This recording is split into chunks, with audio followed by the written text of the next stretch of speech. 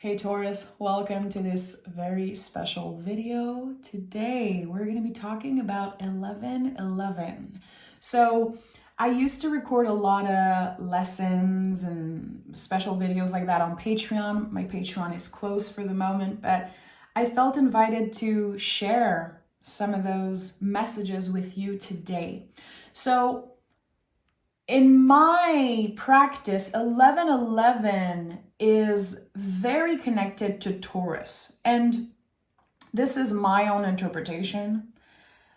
I don't believe that there are necessarily scientific facts about what 11 means in different culture. Of course, this number means different things, but you can see the number 11 in the Bible, in different cultures and around the world, what it means. And everyone interprets it in their own way. And that is amazing. At the end of the day, we are all different. We all connect with our intuitions differently. And that's what makes us so special. I don't want to just share something that everyone knows and that everyone can find on different videos. This is my own interpretation, how this number has shown up in my life, in the readings I do, and how I connect the tarot also with 1111. So open your mind. And again, I'm not pretending to know it all. This is just me honoring what feels right in this moment for us as Taurus, okay? So when I think about 1111, the first thing I see in my mind is the red clock, this 90s, early 2000 electronic clock. And I had that growing up. I can see it in my mind, this red light, and how many times I've seen this, and throughout my life, I think that 1111 is probably the angel number, the number that I see the most. And when I started studying tarot, I connected the Four of Wands kind of right away to this number. So in numerology, we break down everything. So 1111 is 4. So when I think about number 4, I think about solid, grounded energy. Number 4 to me is connected to the 4 legs of a table, to the 4 walls, of your house, the foundation of a house. It is a foundational number. So right away, this sense of Taurus comes up. I believe that we are the most grounded energy in the zodiac. I'm not talking about Taurus folks. I'm talking about the Taurus energy. This to me is so earthy, so grounded. When I think about a seed, when I think about a garden, when I think about being present, I think about Taurus. And with the Four of Wands, we have, of course, the 2 wands on each side. And in the middle, there's some people here. So this is what's interesting about 1111. It's a number that's highly connected to intuition, to spiritual work, to the divine. I feel like every time you research something about this number, it's going to tell you that your intuition is right, that your guides are trying to tell you something. And that is true, but it's true for every angel number. That's what they are. 333, 222, 444, and so on. Those numbers are signs from your guide saying, we're here. You're exactly where you should be. We just want you to know that we're always supporting you, even when you don't feel us. That's the thing with angel numbers. We are confirmed something. It's just a little wink from our guides from the universe. But at the end of the day, it's our decision to believe that thing. Again, I'm going back to the Taurus energy. Taurus being so real, so earthy, we need to see things to believe them. We also need a lot of vulnerability, a lot of water, quote unquote, spirituality, emotionality, in order to grow. So when we open ourselves to the possibilities, this is where the magic happened. When we make that conscious decision to believe in something, to believe that, yeah, 11:11 appeared on my clock, well, that must be a sign. I choose to believe that. I personally choose to believe, that certain synchronicities are associated with my guides. And that's okay. But not everyone has to believe the same thing. And people who are, on the opposite of that belief and saying it means nothing, it's just a coincidence, they are also right. It's not about who is wrong and who is right.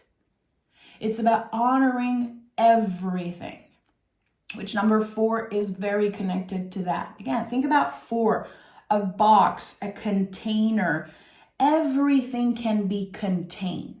There's a lot of honoring. We are making space for something, choosing to believe, and also choosing to honor everyone's belief, even if they are not aligned with what we believe. That's the magic of spirituality. That's the beauty of everyone being so different. So when I see this card, I notice that there are people in the middle here. So to me, 11:11 is the channeler. How a channeler can receive messages from angels, guides, source, God, the universe, whatever you want to call it, it is valid, it is beautiful. And this card is a card of celebration. Celebrating everyone's belief, everyone's magic, and everyone's individuality. So this sense of having someone in the middle here, a channeler, reminds me a lot of number 5, which is associated with the Hierophant, the Taurus card. When you think about 5, there's 2, and 1 in the middle. And that's the thing. It's not just about number 4. It's not just about 2. It's about the energy in the middle that is channeling. So I hope you're following me. And again, this is a channeling. This is what I believe. This is what I'm moving through at this time. But my interpretation changes constantly. And I will definitely do an update in the future if you're interested. And if this video gets, likes and if people enjoy this content. So number 5 is the confirmation that the Taurus energy associated with the tarot, of course, is about the middle part of the channel. In this card, the Hierophant card, which again is connected to Taurus, we have for the first time in the first line of the major cards, in the storyline of the major arcana of the tarot, it's the first time where we see other people on the card. So we have the Fool, the Magician, the High Priestess, the Empress, the Emperor, and then we have the Hierophant, and we can see other people on that card. So when the tarot was created a very, very long time ago, the best way to visually express, show what a channeler was to draw a pope, a hierophant, because this is what we knew back then. Popes were the channel connecting spirit, source, God to other people. So again, this energy, the sense of 11:11 and how connected it is to spirit, how connected it is to our guides and source and the divine, it makes so much sense that Taurus is like in the middle of it. Again, when you think about this channeler energy and how Taurus uses the throat chakra. Here we have the blue scarf representing the throat chakra, which is the blue chakra, and using our voice to express what we have learned, to share what we are hearing, sensing, believing about the divine. So a lot of Taurus are amazing singers. A lot of Taurus love to sing, even if they don't consider themselves, good singers. We are very talkative. We are meant to share through our voices, and sometimes our words, I think that communicating what you feel is very important as a Taurus. And it's also important to wait for the invitation, to not give unsolicited advice. And as I'm saying this, there's 11:11 on my clock. So this is an important message for a lot of us. When we are seeing 11:11, it could be an important message that we need to wait for the invitation. That maybe we've been giving unsolicited advice to people, which as a Taurus sun myself, I noticed that earlier in my life, this is something that I would do a lot. And I had to practice waiting for the invitation. This is still something that I am practicing in my personal life. I'm very lucky that people are listening to my readings on YouTube. People are asking for more. People are paying and asking for personal readings. So this is an invitation. I am paid. I am asked to channel messages. So it makes so much sense and it feels so aligned for me to record readings on YouTube using my voice, being the channeler of what I hear, what I feel, what I dream of, the things that I learn, the things that I read about. And we are all different. We're all different. And that's the thing. Again, there's something about the individuality, because 11:11 at the end of the day is 1111. So it's 4 times the power of the number 1. It's also 2 times the number 2, and it's also 4. So there's so many things that we can explore in that. I also think a lot about the High Priestess, because she is the channeler sitting between 2 pillars. And she's number 2 also. So yeah, being number 2, she's also connected in a way to 2, 11, 11. And when you start playing in that way with numerology, it's infinite possibilities with the things that you can tap in, the things that you can explore. Again, at the end of the day, there's no science that can guarantee us that 11:11 is actually a real sign from our guides. It's our job to make space for it. So if you are a tarot reader, if you read the tarot for yourself, I would invite you to explore in that way numerology in your readings.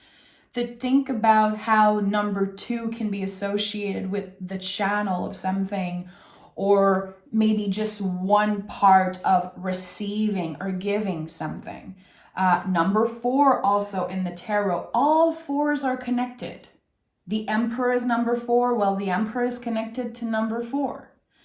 And we also have number 11 in the tarot, which is the Justice card.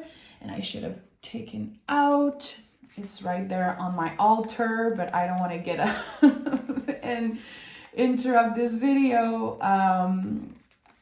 Let me just find it here. I decided to not write any notes today and to really show up intuitively for this message. And I think that it's important to talk about the Justice card, again, being the number 11. And this card is ruled by the planet Venus, which, Taurus, we are ruled by the planet Venus also, same as Libra. So we are connected to this Venusian energy of the number 11. Yes, in different tarot, the Strength card is number 11, and the Justice card can be number 8. I can make a video about that. This is connected to other, other tarot decks and older ways of reading the cards, and there has been a shift a little later. But this card, you can see here, the 2 pillars. Again, this is something that will come up a lot. You can see the pillars on the Hierophant card. You can see the pillars here because, there are people in the middle, and it's coming back here. So this energy of being centered, being at the middle of something, being the receiver, the channeler, but also the pillars for me personally are a huge sign of protection. You are protected. This is the bigger message of 1111. You are protected by a force, an energy that is mysterious and a lot stronger than you, a lot wiser than you. And again, mysterious is a very important word. I don't think we're supposed to know exactly who our guides are, who our angels are, what is what. I think that when it comes to channeling, the most important thing is trust. And again, we are invited to trust that we are protected. So I've shared that before. I don't remember where, probably on Patreon a while back, but when I used to have a lot of panic attacks, because in the past I used to experience, a lot of panic attacks because of childhood trauma and things like that. But I don't have them anymore. I'm very lucky, very grateful, because it is incredibly scary. It's incredibly draining and hard for the body, the soul, the mind. I'm sending so much love to everyone who's dealing with panic attacks. The very last one I had, I pictured myself as the High Priestess. It might sound a little woo-woo, but it worked for me in that moment. I imagined the pillars next to me, and they were protecting me. And I felt like it was perfectly aligned in that moment to have this image of the High Priestess show up. And it kept repeating, like in my mind, I kept hearing, keep your eyes on your own path. Keep your eyes on your own paper. Stay focused on what is right in front of you. The rest right now doesn't matter. It's non-essential in this moment. So again, this idea of 1111 and this protection, it's so calming for me. It is anchoring me. Again, I'm going back to the earthy energy of Taurus. It is like the 4 legs on a table. And like I imagine a little kiddo, like my inner child, sitting under the table because everything at home is too loud, because the world is so loud. So I'm protecting myself and my inner child is hiding under the table. Or how safe I feel in, my house, in the 4 foundation, the 4 pillars of a house. So again, the bigger message of 1111 to me is about being protected, remembering that we are constantly connected to our guides, source, God, the universe, even when we don't hear it, even when we don't feel like we are connected to them. They're always there. We are always constantly channeling things. We are the channelers. And again, especially Taurus. So next time you see 1111, I would invite you to take a deep breath and ask yourself, is there something I need to say? Is there something I want to say? Is there something that I've been ignoring? Am I feeling some type of ball in my throat? I know Taurus experience that a lot when we are sad, when we're not saying something, when we feel like people are not giving us the space to talk, or they're not listening or hearing us. We can feel very uncomfortable around the throat chakra, around the throat. So ask yourself that question. Okay, is there something I need to say? Is there something I need to express? Do I need to sing? Singing for a Taurus is liberating. It is a direct connection to spirit. And that's why it feels so special when we sing. It is our way to connect with the divine. Personally, I know in my heart, and I've known it forever, it is one of the ways that I connect with my guides, especially with my ancestors. A lot of singers in my family. I'm also a singer. And sometimes I'm just trying to find what which I'm so stressed or I'm anxious, things are not doing well. What should I do? And I sing. I make time for singing. And I know it sounds a little weird. And I know some people are going to get what I'm saying. But again, how are you channeling? How are you speaking to others? What do you have to say? And also, can you wait for the invitation? Especially when it comes to giving advice. Can you wait for the invitation? Can you wait for people to say, hey, Taurus, I need your advice. I would love to hear what you have to say. Or again, if you are a tarot reader like me, people saying, I would love you to read for me. And also, it's very important to always ask consent before reading for someone. So again, there's so much to explore here. And I think that might just be an introduction to this whole 1111 thing. I'm very passionate about angel numbers. It's one of my favorite things to talk about, again, because it's my choice to believe in them. And I don't judge people who don't believe in them. I would say 99% of my friends are like, you're crazy. That doesn't mean anything. I'm surrounded by very traditional, non-spiritual people. And it's okay. It doesn't take any of my magic away. It's my choice. It's a conscious decision. And I really want to emphasize that because I think it's important.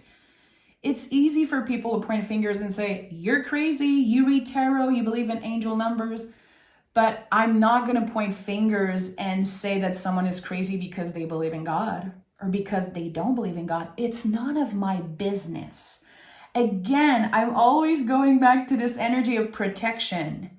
Your beliefs about spirituality is no one's business. You are protected. Go back to this energy of High Priestess, this protective place between the two pillars of the 1111. And during meditation also, it's such a great way to stay focused, to imagine yourself being protected by something. Again, all frequencies of number 11. And I also invite you to do your own research because in different cultures, there are different stories. I know that the 11th hour is a story, I think, in the Bible, if I'm not mistaken. And there was like something about a vineyard and the people who started working on the 11th hour were paid more were paid the same thing that people who worked the whole day, because it was honoring the frequency and the divine energy of number 11. And also, this makes me think a lot about Taurus. I read a little bit of that story, but I have to study it more. As a good Hierophant, to study and digest what we learn before expressing it. But there's something so Taurus about that. A lot of people blame Taurus for having it easy because we make things look easy. And we know the value in showing up. And we know the value of quality over quantity. So sometimes we can appear like we work less, but we are, I believe, more efficient in a way. And I always felt that Taurus was born to, again, receive and channel something and maybe not work as hard as other people. And I want to be very careful when I say that because I know what it's like to work 60 hours a week or plus. I've done it for years and years, working 7 days a week when I was doing hair, never a day off, traveling and always moving. I know what it is and I know what it does to a Taurus. We can easily get burnt out because we are meant to ground ourselves, receive the invitation, be curious and learn. Think about the Hierophant. The Hierophant is a teacher, but every good teacher is a student. So we are meant to study, to live life, to experience things, and then share about our experiences. So there is something about 11:11 also that says there's no rush here. You might need to study more. You might need to learn how to receive before doing. It's not about doing per se and how much you do and how much you give. I think it's about finding this balance in between what we receive, what we channel, what we learn, what we let in, digesting that, and then what we want to share, what is worth sharing. Because at the end of the day, this is what life is, sharing the things that you know and having conversations and growing in that way. This is how we grow as humans. We grow through suffering and we grow through connecting with other humans. So how are you invited to connect? I think this is the bigger message of 11:11. So I'm sending love, Taurus. Thank you so much for listening. I am open to talk with you in the comments. I would love to hear your messages. And also, if you want part 2, please let me know. I'm sending love again, and I'll talk to you guys very, very soon.